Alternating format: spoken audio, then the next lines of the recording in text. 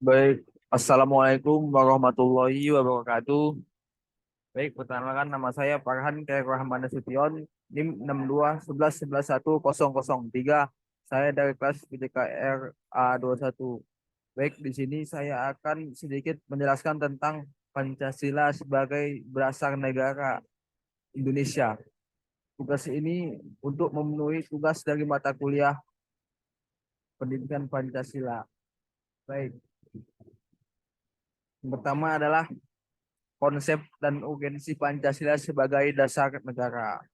Secara etimologis, istilah dasar negara maknanya identik dengan istilah gundom atau norma dasar. Secara terminologi atau secara istilah, dasar negara dapat diartikan sebagai landasan dan sumber dalam membentuk dan menyelenggarakan negara. Dalam pidato pidato 1 Juni 1945, Soekarno menyebut dasar negara dengan menggunakan bahasa Belanda, yaitu filosofis bagi Indonesia merdeka. Itu adalah kajian Pancasila sebagai dasar negara. Pancasila sebagai dasar negara berarti setiap sendi-sendi ketatanegaraan pada negara Republik Indonesia harus berdasarkan atau sesuai dengan nilai-nilai Pancasila. Contohnya seperti hukum-hukum di negara Indonesia harus mempunyai dasar yaitu Pancasila dan Undang-Undang Dasar 1945. Tidak boleh asal-asal saja, harus berlandaskan tentang dasar negara tersebut. Hal ini bermakna antara lain bahwa Pancasila harus senantiasa menjadi ruh atau spirit yang menjiwai kegiatan membentuk negara seperti kegiatan mengamandemenkan UUD dan menjiwai segala urusan penyelenggaraan negara.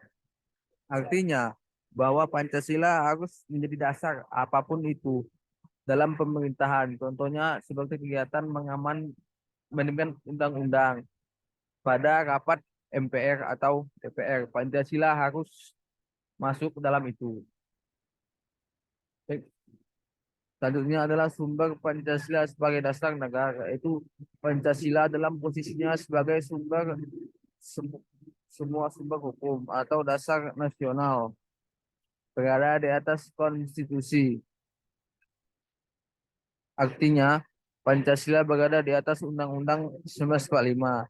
Jika Undang-Undang jika UUD 1945 merupakan konstitusi negara, maka Pancasila adalah kaidah pokok negara yang fundamental. Jadi secara historis, sosiologis, dan politis, dengan Pancasila ini ketiga sumber itu sama-sama terikat. Selanjutnya adalah dinamika dan tantangan Pancasila sebagai dasar negara. Unsur-unsur yang mempengaruhi tantangan terhadap Pancasila sebagai ideologi negara meliputi faktor eksternal dan internal. Dinamika Pancasila sebagai dasar negara dalam sejarah bangsa Indonesia memperlihatkan adanya pasang surut dalam pelaksanaan nilai-nilai Pancasila. Tantangan yang saat ini dirasakan di negara Indonesia yaitu banyaknya pengaruh budaya-budaya asing yang mulai masuk ke Indonesia. Hal ini pasti bisa menggoyahkan dasar negara kita. Contoh budaya-budaya asing yang masuk pasti akan mempengaruhi masyarakat dan bisa saja tantangan yang ini tadi bisa menjadi menggantikan dasar negara kita. Selanjutnya adalah esensi dan urgensi Pancasila sebagai dasar negara. Esensi dan urgensi Pancasila sebagai dasar negara merupakan segala sesuatu yang merupakan hakikat, dasar, inti, sari, hal yang pokok, penting, ekstrak, dan kontrak dari segala sesuatu. Disebut esensi, tergantung dalam konteks dan penggunaan.